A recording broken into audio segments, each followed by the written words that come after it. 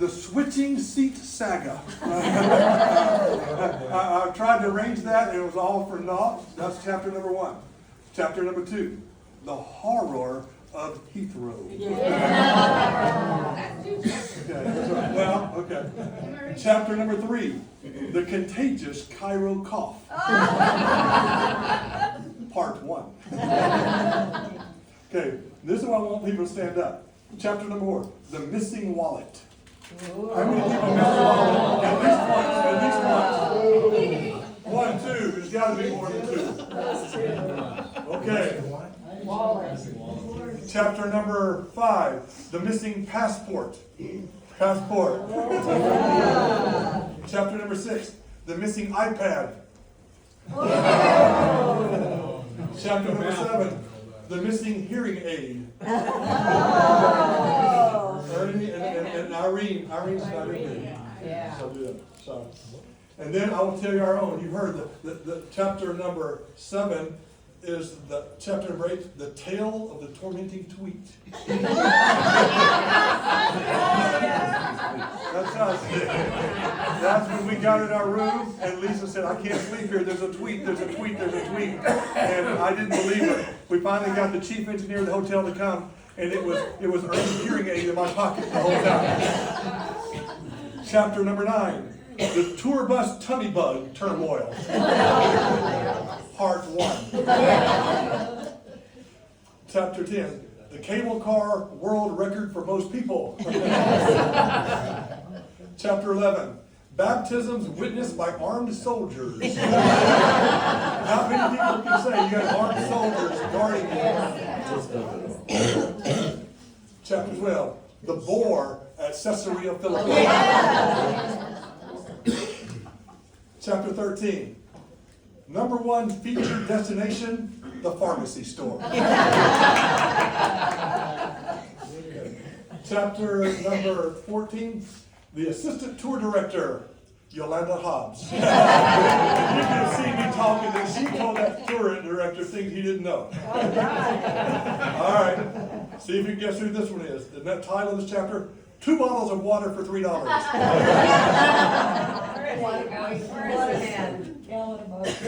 The Contagious Cairo Cough Part 2. I never could figure these out. I call them the Suspicious Sisters. Jackie and Cheryl. I never could figure out where they fit in here. Just don't. Chapter 18 is called Daily Dinner Companions. We ate with Gary and Connie most every meal, and almost because nobody else wanted to sit with us. But our goal was to sit with everybody, but we ended up with them almost every day. All right. The many uses of a bathroom bidet. You want to explain that one? No. Do you want me to tell the story? You can tell it, because I don't get it. Oh, okay. Well, everybody knows what a bidet is. Yes. Okay, well, this was one that was in the back of the toilet. I didn't use it. This isn't personal. Don't get all nervous. But I used the restroom in the airport. I don't remember which one. And I heard a toilet leaking somewhere else down the line, so I tried to fix it. Oh, no. So, all the bidets work a little bit different. So there was a knob down there, and I was trying to, I tried flushing the toilet, and I tried fiddling with the knob for the bidet, and all of a sudden I was getting wet, and I heard the splashing water. The bidet was shooting out on me.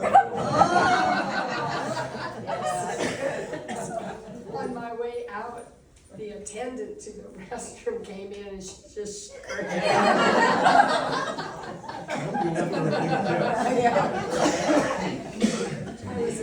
So that won her chapter, but she could add, I left my jacket in the airport, no, it's on the bus seat, or I left my iPad. But then one for Ken is the adventures of keeping up with my wife. Couple more. There's the bouncer of the back seat of the bus, Russ. And the tour bus tummy bug part 2. The preacher and the redhead. Chapter 24, this is Dave and Annette Simpson. Diaries of Traveling with Old People. I is one. Steve and Sue Grove, I put, everything is beautiful. Everything they went, this is beautiful, this is beautiful, this is beautiful. And where's Ernie? Ernie, I titled your chapter, At Least I Didn't Lose My Wife. Bob McKay, I said, titled, I'll research that. Bob knew more about this trip than I did. He researched everything in there. I put that was his, or either, what else I put? Or how to drill a first century hole, okay? And then chapter number 30, the case of the dubious drug smuggler. I was convinced we had some drug smugglers on our hand, but they got through, so that's Gloria and Barney, so. And then and then we got through, I was a little relieved, till I saw this mysterious flask being passed over the bus. Okay, I get these titles, we watch Perry Mason movies, okay? How about Lloyd and Marion Trotman, the animated elevator? Do you know how an elevator that kept going up and down? Yes. And Carol, the night that the lights went out in Tiberias. Where's Carol? Yeah. Did you go out in the bathroom or something like that? Yeah, we sat down and it went dark. And the name of this title is, this chapter's, her name is 31. Kathy, about 4 times when I count, she was number 31. So I just call her 31 the rest of the time. A couple more. There is The Contagious Carol Cough Part 3. How about Bob and Judy Callan? The Construction Zone Hotel Room. And then Shelley and Irene. We need to find Shelley and Irene because they're not in here. They're mother and daughter. I call it the Amazing Race Mother and Daughter Edition. They took off. They were going everywhere. And the shirts, The Death of the Suitcase. The suitcase gave up the ghost. And this is when Emery was caught in Heathrow, and Nancy said, I love my husband, but I'm going to Egypt. But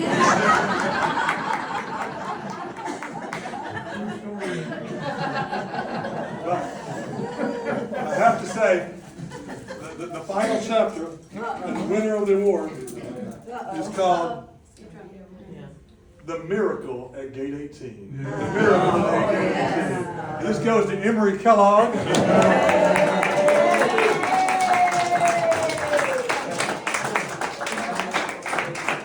If you can grasp the miracle, I'm going to say it so I can narrow the time. But if you know how long it took for us, think about this, from the plane to the other plane. I don't know how many minutes or hours that was, okay? But when everybody was getting on the plane going to Cairo, and I told Dave, and maybe I texted Dick, says, I'm not going to make it. You take care, we'll catch up with you in Jordan. Okay, so somebody, tell me who it was, walking on the plane said, pray.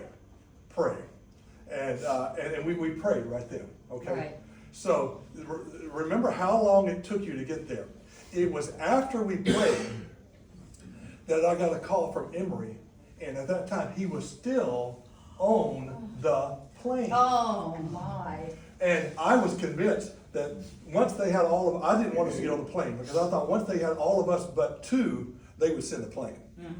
And how he got from on that plane to where I was in that short of a time was a miracle of God.